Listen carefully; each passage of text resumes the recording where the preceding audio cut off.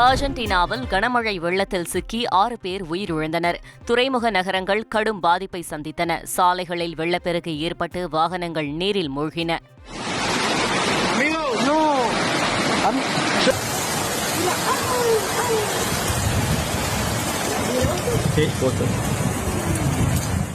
இதையடுத்து மீட்புப் பணிகள் துரிதமாக மேற்கொள்ளப்பட்டன. தாழ்வான பகுதிகளில் வசித்த மக்கள் பத்திரமாக வெளியேற்றப்பட்டனர்.